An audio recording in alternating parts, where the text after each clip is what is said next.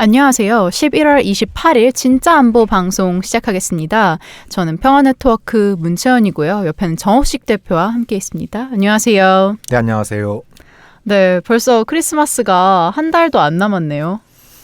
갑자기 크리스마스 얘기는 왜 하세요? 지금 녹음실이 완전 크리스마스 분위기로 꾸며져 있는데 네. 청취자분들은 아마 못 보실 거예요. 근데 저희가 유튜브에다가 평화네트워크 채널에 항상 방송을 올리고 있거든요. 네, 뭐 그 사이에 또 유튜브 방송 깨알 홍보를 그렇습니다. 하시네요. 네. 네, 밖에도 이 카페에도 큰 트리가 놓여져 있고 녹음실에는 또 작은 트리가 놓여져 있고, 예, 완전... 크리스마스가 다가오긴 모양이네요. 네, 완전 연말 분위기가 물씬 풍기죠. 네, 연말이 다가오기 전에 빨리 좀 이래저래 이렇게 좀 산적한 문제들이 하나둘씩 해결됐으면 하는 바람인데. 그렇죠. 그러고 보니까 또 뭐 지난 한 주 동안 이래저래 굉장히 많은 뉴스들이 있네요. 네, 일단 1부에서는 그 많은 뉴스들 중에서 방위비 분담금에 대한 소식을 좀 전해드리도록 하겠습니다. 네. 그동안 미국이 한국의 방위비 분담금으로 50억 달러에 육박하는 금액을 요구한 것으로 알려졌었죠. 27일 미국 국방부가 2020년 회계년도를 기준으로 의회에 제출한 예산 자료에 따르면 미국이 산정한 주한미군 주둔 비용이 약 45억 달러, 우리 돈으로 5조 2천억 원 정도인 것으로 나타났습니다. 이게 왜 이렇게 많죠? 이게 구체적으로 어떤 항목들이 있길래 45억 원에 육박하는지. 네, 크게는 4가지 항목으로 분류가 되는데요. 네. 군 인건비가 21억 400만 달러, 약 2조 5천억 원이죠.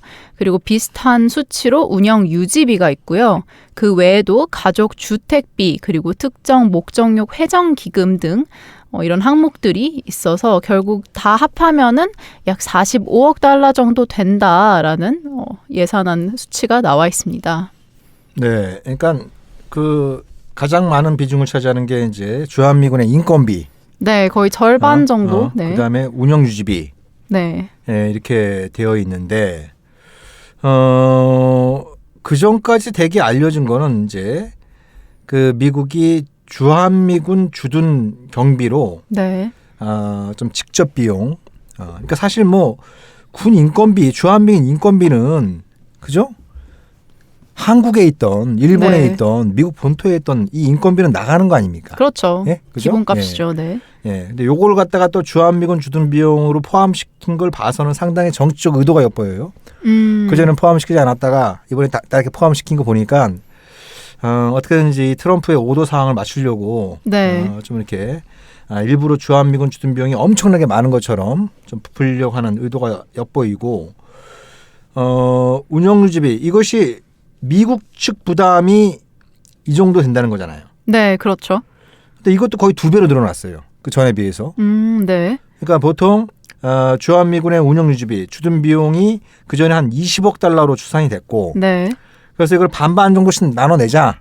네. 예. 그래서 이제 한국이 한 1조 원 안팎의 방위 분담금을 분담해 왔는데 이것도 거의 뭐 2배 이상으로 늘어난 거여서 정확히 어떤 항목들 때문에 운영 유지비가 이렇게 늘어났는지도 좀 따져봐야 될 것 같은데 이런 세부적인 항목은 없는 것 같아요. 네, 그렇습니다. 근데 말씀하신 부분이랑 연결되는지 모르겠는데 앞서 연도에 제출됐던 자료들의 2018 회계년도 및 2019 회계년도 추산액은 각각 30억 달러 그리고 34억 달러 정도 된다고 하더라고요. 그러니까 이게 정확히 얘기하면 한 44억 7천만 달러 정도 되는 건데 네. 이게 좀 상식적으로 이해하기 힘들다라고 하는 건 주일미군 주둔 비용하고 비교를 해보면 될 것 같아요. 주일미군 주둔 비용은 얼마로 지금 미국 국방부에선 추정을 하고 있나요? 네, 주일미군은 2020 회계년도 기준으로 총 57억 달러 정도 된다고 하는데요. 여기도 4가지 항목을 들어서 군 인건비가 31억 달러, 운영 유지비가 18억 달러, 그 외에도 군사건설비, 가족주택비 등이 있습니다. 네. 주일미군이 주한미군에 비해서 거의 2배 가까이 되거든요. 그렇죠. 5만 4천 명 정도 되는 걸로 추정되니까. 5만 4천 명이니까 네. 그죠? 2배 가까이 한 1.8배 정도 되는 거잖아요. 네. 주한미군이 2만 8,500명이니까. 그렇죠. 네. 그러면 그러면 2배 가까이 되면은 주일미군 운영 유지비가 더 많이 들어가야 될 거 아니에요. 그렇죠. 그런데 보면은 12억 달러 정도 차이가 나는 것으로 보여지고요. 네. 그 예산안에 따르면은 그 주일미군이나 주한미군을 군인 한 명당 드는 비용으로 계산을 했을 때 주일미군 같은 경우 1년에 약 1억 2천만 원 정도로 이제 추산을 해놓고 주한미군은 1년에 1억 8천만 원, 약 6천만 원 정도 더 높은 금액으로 산정을 해놨더라고요. 주한미군한테 우대를 해주는 건가요? 그러니까요. 요거 한번 좀, 네.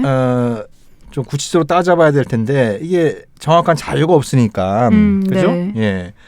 근데 아무튼 제가 받는 느낌은 트럼프의 5도 상황에 맞추려고 일부러 풀린 게 아닌가. 그러니까 그 전에는 주한미군 주둔 비용에 항목에 포함되지 않았던 걸 예를 들면 네. 이제 주한미군 인건비 같은 게 여기에 해당되는 거죠. 이런 것들을 막 포함시키고 운용 유지비도 막 이것저것 막 다 막 그 전에 포함되지 않은 것들 갖다가 막 합산해 가지고 이런 지금 추산이 나온 게 아닌가 이런 생각이 드는데 네. 트럼프의 발언을 보더라도 좀 그런 느낌이 들지 않나요? 트럼프 대통령은 사실 그간 비슷한 취지의 발언들을 많이 해왔었죠. 최근 발간된 그 책에서도 보면 트럼프 대통령이 우리가 한국을 방어하는데 얼마나 많은 돈을 쓰고 있는지 아느냐. 1년에 45억 달러다. 얼마인지 알겠느냐라는 발언을 하면서 여기서 이 45억 달러가 나온 것 같아요. 시작이. 그러니까 트럼프가 45억 달러라는 얘기를 많이 했었잖아요. 그렇죠. 네? 그리고 좀 프리미엄 먼저 갖고 는 50억 달러 네. 받아야겠다. 뭐 이런 생각을 갖고 있었는데, 그러니까 짜 맞춘 것 같아요, 제가 보기엔. 네? 미국 방송들도 많이들 그러더라고요. 네. CNN 방송 같은 경우도 트럼프 대통령이 난데없이 한국 방위비로 50억 달러를 제시했고 그에 따라서 미 당국자들이 이를 47억 달러로 낮추도록 설득한 뒤 금액을 정당화할 근거를 찾느라 분주했다라고 네. 이야기를 하더라고요. 네. 당황했겠죠. 네. 네? 그러니까 이것저것 웬 50 종목들 다 달러야? 끌어당겨갖고 네. 50억 달러 혹은 뭐 45억 달러 맞추느라고 고생들 많이 했을 거예요 아마. 네. 그 결과가 지금 해계년도 2020년이죠. 예산안에 담겨 있는 것 같아요. 네. 그러니까 이렇게 좀 많이 부풀려 놓고 뻥튀기를 해놓고 이걸 관철시키려고 그 미국 정부 관계자들이 여러 가지 얘기들을 많이 하는 것 같아요. 그렇죠. 미국 당국자들 중에서도 처음에는 아니 50억 달러니라 놀란 사람들도 있었겠지만 몇몇들은 또 상당히 옹호를 하면서 이 이유 저 이유를 갖다 붙이고 있는데요. 네. 아툴 캐샵 국무부 동아시아 태평양 수석 부차관보는 미국이 수십 년간 세계 평화와 민주주의를 지키는 역할을 하는 동안 한국을 비롯한 다른 나라들은 성장하고 발전했다. 미국의 대외 역할을 위해 미국 국민은 세금으로 기여했다라고 이야기를 하면서 이제는 한국이 좀 기여해야 할 때 아니냐라는 뉘앙스를 풍긴 것으로 알고 있습니다. 그러니까 뭐 미국이 세계 경찰 노릇을 했으니까 네. 이제 이 경찰들의 월급부터 시작해서 각종 복지 후생과 관련된 네. 그 가족까지 그 비용을 내라 뭐 이런 어떤 취지 얘기인데 아니 뭐 미국의 세계 역할에 대해선 다양한 관점에서 평가를 해야겠지만 네. 미국이 이렇게 그 국방비가 폭등한 데에는 쓸데없는 전쟁들을 많이 일으켰잖아요. 특히 21세기 들어서 네. 그렇잖아요. 그러니까 클린턴 행정부 때까지 그러니까 2000년까지 미국의 국방비가 한 3천억 달러 좀 넘는 수준이었어요. 네. 네?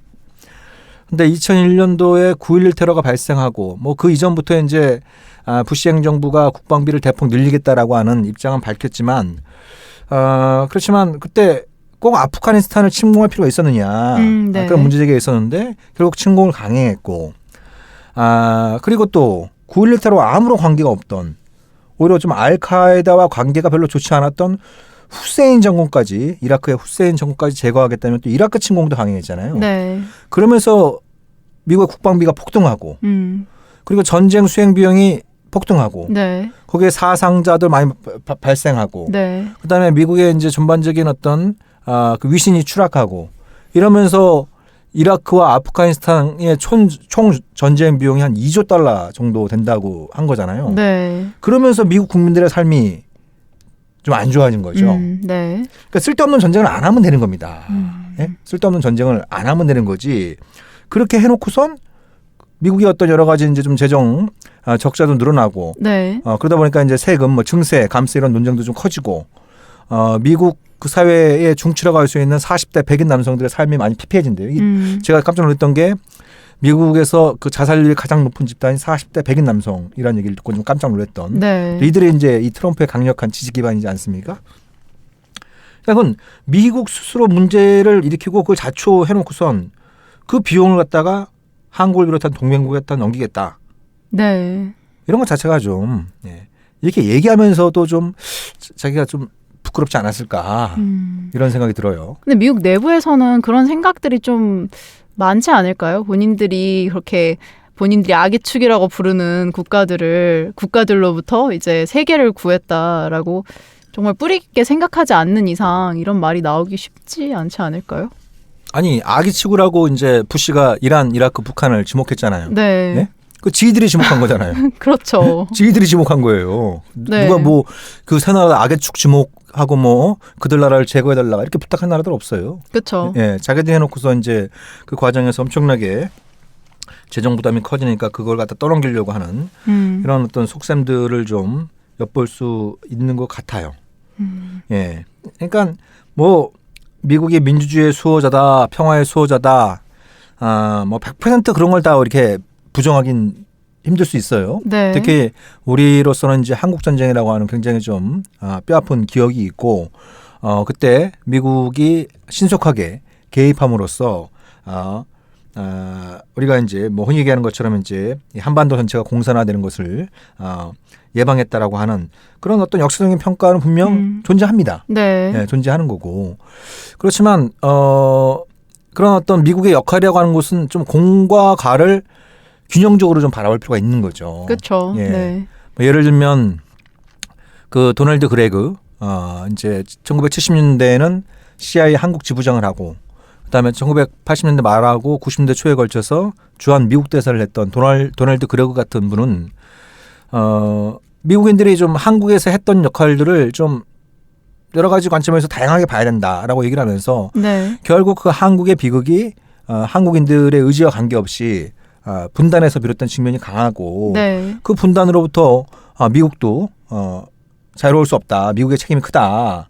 그러면서 이제 미안하다. 네. 이렇게 얘기한 사람도 있거든요. 네. 그 뭐 미국에서 최근에 무슨 뭐 한미 동맹을 갖다 리뉴얼, 뭐 갱신해야 된다. 뭐 이런 어떤 얘기들도 나오고 있는데 그런 얘기를 하기에 앞서 이 도널드 그레그를 비롯한 좀 이 한미 관계에 대해서 좀 객관적이고 네. 균형적으로 이해하는 분들의 말씀부터 좀 들어봐라. 음. 좀 그런 얘기를 좀 하고 싶네요. 그렇죠.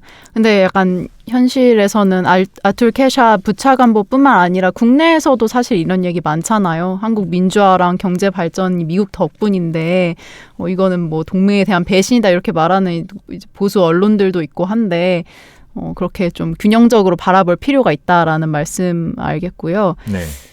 이 부차관보 외에도 다른 분들이 많은 말씀을 하셨는데 해리 해리스 주한 미 대사는 한국이 분담하는 비용의 90% 이상이 다시 한국으로 직접 돌아오고 있다는 사실 또한 중요하다라고 얘기를 했고 다른 인사들도 많이 이야기를 했어요. 근데 이게 사실인지 좀 볼 필요가 있을 것 같은데요. 이게 90% 이상. 네. 이게 이상해요. 아무튼 방위분담금이 우리가 좀 그전에는 주로 이제 현금이 많이 갔었어요. 현금으로. 예. 근데 이 한국이 준 방위분담금 미국이 다 못 쓰니까 이 남아도는 현금을 커뮤니티 뱅크라고 하는 그 미국 은행에 예치를 해서 주한미군이 얻어간 이자 수입만 해도 상당했습니다. 네. 수백억 원에 달할 정도로 상당했어요. 네. 근데 이게 뽀록 났어요, 중간에. 예? 네. 뽀록 나면서 그렇죠. 이게 어떻게 한국이 준 방위분담금을 가지고 이자 놀이를 하고 있냐. 이런 비판 여론이 커지니까 이걸 현금 지원 방식에서 현물 위주로 바뀌었습니다. 네. 그래서 이제 군사 건설이나 군수 지원 이건 대부분 다 현물로 가고 있어요. 현물로 네. 가고 있고 인건비는 당연히 이제 현금으로 가야 되는 거고 그 이제 한국인 노동자들이 있으니까 이렇게 됐는데 그러니까 이제 그 해리스 대사의 얘기는 이거 한국의 노동자들한테 인건비 준 거 이 사람들이 미국 와서 쓰는 게 아니고 한국에서 쓰는 거니까 한국 경제로 다시 돌아가는 거다. 네. 그리고 이 군사 건설이나 군수 지원에 필요한 여러 가지 그 물자와 서비스 이런 것들도 한국 기업으로부터 구매해서 하는 거니까 이것도 이제 한국으로 돌아가는 거다. 네. 예. 예. 이거 자체는 맞아요. 뭐 그쵸. 예? 이거 네. 자체는 맞아요. 근데 이거하고 방위비 분담금을 늘리는 거하고는 전혀 관계가 없는 얘기예요. 그쵸. 마치 방위비 분담금이 올라도 다 뭐 한국 내에서 해결되는 것처럼 이야기를 하는데. 그러니까 이게 왜 말이 안 되냐면 네. 지금 이미 군사 건설비는 남아 돌아요. 네. 군수 지원비도 남아 돌아요. 네. 그러니까 제가 이 얘기를 듣고 좀 그 해리스 대사가 옆에 있었으면 좀 꼬집어주고 싶었는데 아니 마치 한국 경제하고 한국 그 노동자들에 대해서 굉장히 좀 예? 걱정을 많이 하는 것처럼 배려를 네. 많이 하는 것처럼 얘기하는데 지금 주한미군이 슈퍼 갑질을 하고 있잖아요. 한국의 노동자들 상대로 해서. 그렇죠. 네. 네. 그러니까 한국이 방위분담금을 안 올려주면 올해 4월부터 임금 못 주니까 네. 무급휴직 그걸 다 개개인한테 그걸 받잖아요. 네. 예? 뭐 서명 받았다고 그러더라고요. 예. 아니 돈이 없어 못 주는 게 아니거든요. 아, 돈이 지금 남아 있는. 남아 도는데도 군사 건설비하고 군수 지원비는 남아 돌고 있어요. 네. 예? 지금 이게 남아 돌면 사실 국고로 환원돼야 되잖아요. 그렇죠. 예? 그게 이제 국가재정법이 맞는 거잖아요. 네. 근데 이건 자동으로 다 이월시켜야 돼 있어요. 그래서 이렇게 차곡차곡 쌓인 게 한 1조 5천억 원에서 2조 원 정도 돼요. 그게 지금 그럼 뭐 미국 계좌에 있는 건가요? 그것도 아니죠. 그게 뭐죠? 불분명해요. 네. 예.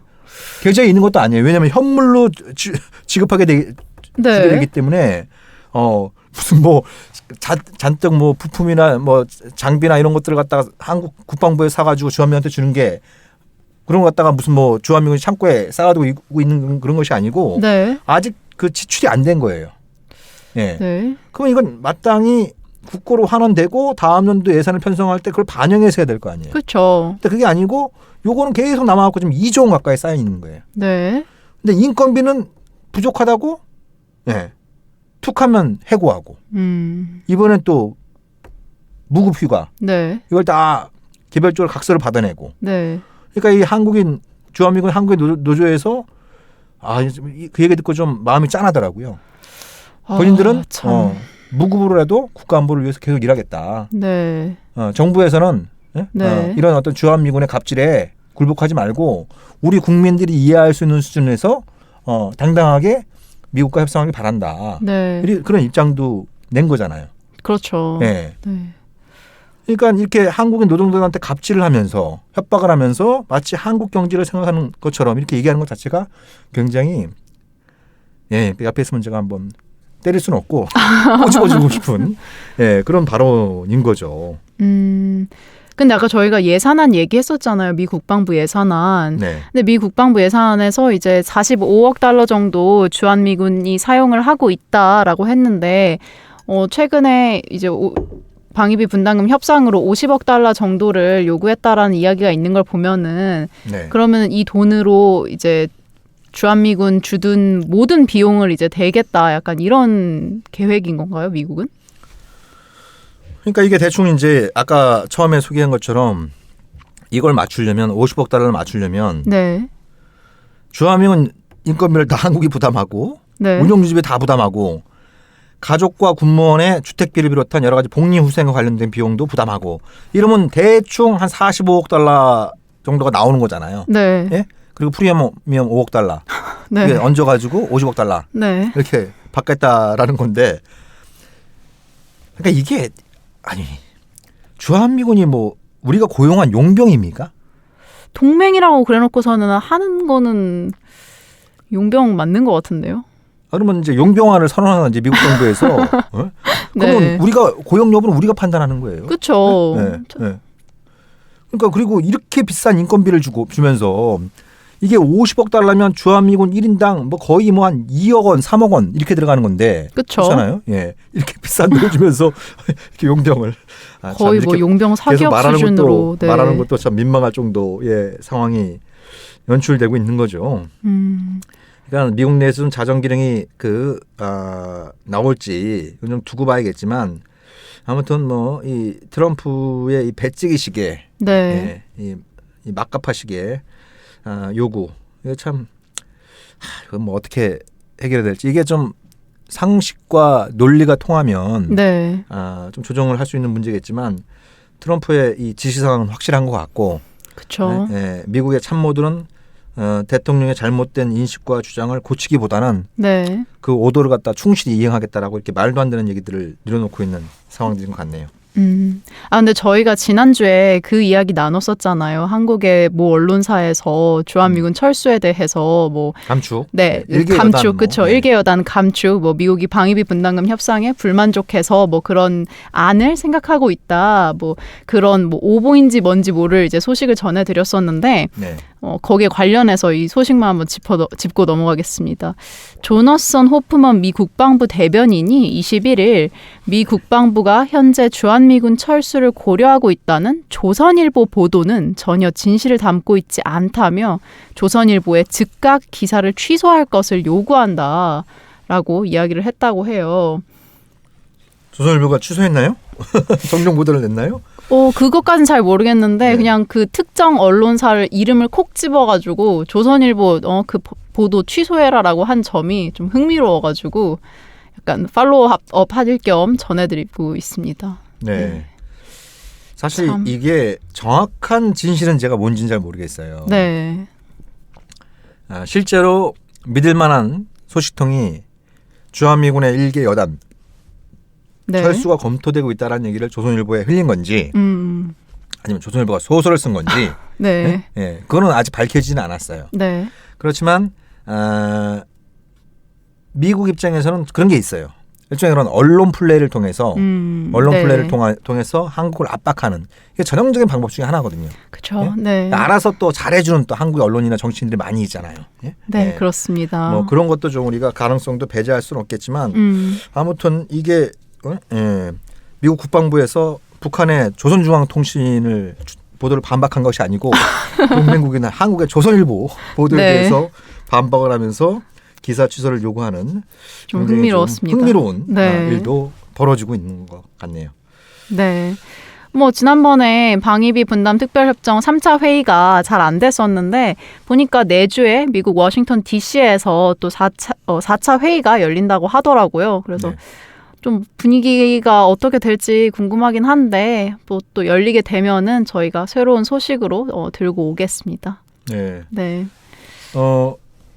이게 저는 뭐 기본적으로 그러니까 일각에서는 뭐 한 2배 정도로 올려주는 건 생각해봐야 되지 않냐. 뭐 혹은 네. 50억 달러를 한 3, 4년으로 나눠서 네. 이렇게 주는 방법도 생각해보자. 뭐 여러 가지 다양한 의견들이 나오는데 이런 말도 안 되는 요구에 이렇게 한번 밀리기 시작하면 그렇죠. 네. 트럼프의 트럼프의 기질을 가장 잘 설명한 단어 중에 하나가 그거잖아요. 그 품성에 대해서 도덕관념이 없다. 네. 도덕관념이 없다. 라고 이렇게 미국의 언론도 평가를 한 부분이 있는데 고마움을 느낄 사람이 아닙니다. 기본적으로. 그렇죠. 예. 자기가 예를 들면 2배를 올려줬다 그러면 2배씩 계속 올려도 받을 수 있겠구나. 그러니까 미국 대통령이나 미국의 이제 그 고위층에 있는 사람이 오면 요즘 이제 한국에서 꼭 데려가는 데가 있어요. 어딘가요? 헬기를 태워갖고 쫙 보여주고 싶은 데가 어디냐면 평택 미군 기지예요. 네. 네.